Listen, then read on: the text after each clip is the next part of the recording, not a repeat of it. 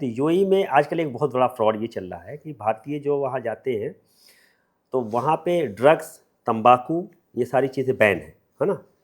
और भारतीयों इनको कुछ पता होता नहीं, जो हमारे प्रवासी होते हैं, बहुत बेचारे इनोसेंट होते हैं। तो इनका इस्तेमाल वो लोग करते हैं। ये सबसे ज़्यादा काम कर रहे हैं पाकिस्तानी। ये क्या करते हैं, आपके नाम से फ़र्ज़ी अकाउंट खोल देंगे और वो लोग करते हैं ड्रग्स, तंबाकू इस टाइप के इल्लीगल काम। और इन्हें थोड़ा-सा लालच दे देते हैं कि मैं आपके नाम से एक अकाउंट खुला लेता हूँ, तुम्हारे अकाउंट में पैसा आएगा और आप क्या है कि पैसा हमको दे दिया करें और उसका एक परसेंटेज आपको हम दे देंगे। तो वो लड़के बेचारे थोड़ा-सा लालच में आ जाते हैं, या लालच में नहीं आ जाते, या मदद के तौर पे भी, हाँ ठीक है भैया कर लीजिए, आपका मदद हो जाएगा ना, हाँ मदद हो जाएगी। शक नहीं करते हैं हाँ, कि शक आगे। नहीं करते, मतलब इतने इनोसेंट भारतीय होते हैं, इनको नहीं अभी दुनियादारी पता है। तो अभी मेरे पास एक लड़के का केस है, विशाल नाम का लड़का है, मैं उस पे काम कर रहा हूँ। विशाल जो है उसके अकाउंट से लेन-देन हुआ ड्रग्स, ड्रग मनी। हाँ, ड्रग मनी, और परिवार को पता ही नहीं था, और लड़कों को भी नहीं, उस बच्चे को भी नहीं पता है कि हम इस केस में अंदर गए हैं। तो हम जब अभी गाँव गए थे तो वो उसका पिता हमसे मिलने आया, उसने बताया कि ऐसे-ऐसे हमारा लड़का फँस गया। तो मैंने सारे डॉक्यूमेंट कलेक्ट किए और मैंने एम्बेसी को भेजा, है ना? तो एम्बेसी का जवाब आया कि ये जो लड़का है ये ड्रग केस में जेल में है, ड्रग मनी का पैसा इसने लेन-देन किया अकाउंट में। तो अब इसके वालिद के मतलब जब ये बात सुना तो ज़ाहिर-सी बात पसीने आ गए, वो पैरों तले रोने-वोने ज़मीन लगा। खिसक जाएगी कि ऐसा वो भी दूसरे मुल्क में। तो फिर मैंने पता लगाया, बहुत सारे हमारे जो दोस्त हैं बोले हाँ यार आबिद भाई आजकल यहाँ बहुत ज़्यादा ये फ्रॉड चल रहा है। जैसे ही देखेंगे कहीं अकाउंट लड़का कहीं पार्क वार्क में ऐसे बैठा है लेटा, तो उससे जाके पास में क्या नाम है, नाम हम पूछ के उसको फट से आपका मोबाइल ले लेंगे, एक अकाउंट आपके नाम से गूगल पे वगैरह बना देंगे, वहीं पर। वहीं बना देंगे, वहीं से लेन देन करके चले जाएंगे, आपको पता ही नहीं कि आपके साथ कांड हो गया।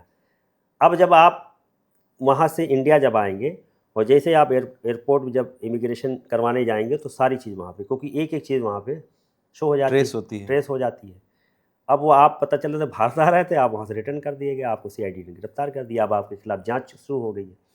तो इस पे मैं आपके माध्यम से कहना चाहता हूँ रोहित भाई कि जो भी ये मेरी बात सुन रहा है तो इस पे बहुत आप चौकन्ने रहिए, जो भी हमारे भारतीय यूई वगैरह में रहते हैं, ऐसे अनजान लोग से आप बात ना करें। अगर इसलिए मोबाइल मतलब किसी लिए भी मोबाइल अगर आपसे मांगा जा रहा है तो कतई आप मोबाइल ना दे। ना दें और अपने डॉक्यूमेंट शेयर ना करें। अनजान आदमी को तो हाँ, आपका बिल्कुल भी अकामा नहीं। सुरक्षित रहना चाहिए, आपका पासपोर्ट आपके पास सुरक्षित रहना चाहिए, उसकी कोई भी कॉपी किसी को फ़ोटो ना खींचने दें, ना किसी को भेजें, है ना? कभी भी।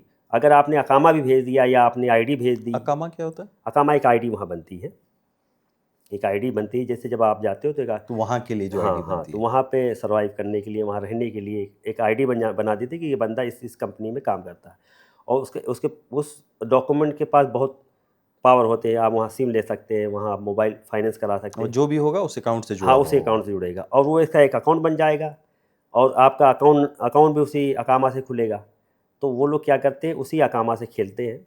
तो ये आप अपने डॉक्यूमेंट को वहाँ सुरक्षित रखिए, किसी से शेयर ना करिए। और कौन सी इस तरह की कहानियाँ? तो अभी मैंने एक रिसेंटली एक जेल का काम करवाया है। एक लड़का है जिसका नाम है शाहबाज़ रज़ा, ये आज़मगढ़ के हैं, और ये 2022 में गिरफ़्तार हुए थे, और कहाँ पर? सऊदी अरब में, अल हसा दम्माम में। और ये केस मेरे पास कोई 6 महीना पहले आया था। इनको 5 साल की सज़ा हो गई थी, और इनकी पैरवी ना होने की वजह से इनको सज़ा हुई। ना तो इनके पास पैसे थे, ना इनके पास वकील करने के पैसे थे, तो कुछ भी इनके पास नहीं था। तो इसकी एक बहन है, उसने मुझसे संपर्क किया, और 6 महीने पहले मैंने इसका केस उठाया था, और 5 साल की सज़ा देखी, 5 साल सज़ा होने के बावजूद भी हमने उसको 2 साल में वापस बुला लिया। तो शहबाज़ रज़ा आजकल भारत आ चुके हैं। और मैं ये कहना ये चाहूँगा कि अगर आपको किसी फ़र्ज़ी केस में पुलिस ने उठा लिया या आपको सज़ा भी हो गई है, तो मैं क्या करता हूँ कि एम्बेसी से अप्रोच करवा के इसको पुनः जाँच जाँच करवाता हूँ कि ये जो लड़का है अगर, सही गिरफ्तार हुआ है, गलत गिरफ्तार हाँ, हुआ है? तो एम्बेसी के पास जब ये मामला पहुँचता है, तो एम्बेसी उसको पुनः जाँच करवाती है वहाँ पे कि भई आप भारतीय नागरिक है, तो उसका अधिकार जो है वो एम्बेसी के पास उसकी मदद करने का। तो पता चलता है कि वो बेगुनाह था, तो बेगुनाह की वजह से उसको फिर छोड़ा। अगर 5 साल सज़ा हो गई, 2 साल में वो भेज रहे, तो ज़ाहिर-सी बात है कि वो बेगुनाह था। तो भारत आया वो, और उसने मुझे पूरी कहानी बताई कि आबिद भाई मुझे बेफजूल में वहाँ पे गिरफ़्तार कर लिए, जो कि मैं उसमें इन्वॉल्व ही नहीं था। क्योंकि जिन्होंने मुझे फंसाया वो इनके अपने ही लोग थे, जानने वाले लोग थे। इनको वो लोग कुछ काम ऐसे करते थे, अब भाई इनसे जान पहचान इनकी थी और उसकी शक के बिना पे इनको अंदर कर दिया और 5 साल की सज़ा भी हो गई। नहीं, जो लोग कहते हैं कि सऊदीया में बड़ा इंसाफ है और हम यूएई लोग तो में यही बड़ा सुनते हैं कि इंसाफ ऐसे है, छोटी चोरी की चोरी का हाथ काट हाथ दिया। काटा, अरे सब कहने वाली बात है भाई। सब कोई इंसाफ वाले नहीं। भारतीय हो, अब वहाँ के जो नागरिक हैं उनका अलग कानून है, और जो भारत का या बांग्लादेशी या पाकिस्तानी दूसरी जगह से आया या है, हाँ जो गैर मुल्की है उसके लिए अलग कानून। अलग कानून है। तो ये कैसा इंसाफ? इंसाफ तो हमारे जो नबी के ज़माने में जो इंसाफ था, चाहे वो गैर मुल्की हो या सेम मुल्की हो, सबके लिए सबके बराबर। लिए बराबर कानून था ना। तो वो दौर ख़त्म हो गए हैं। वहाँ पे भी बहुत ज़्यादतियाँ होती हैं मुसलमानों पर और हिंदुओं पर, सब पे ज़्यादतियाँ होती हैं वहाँ।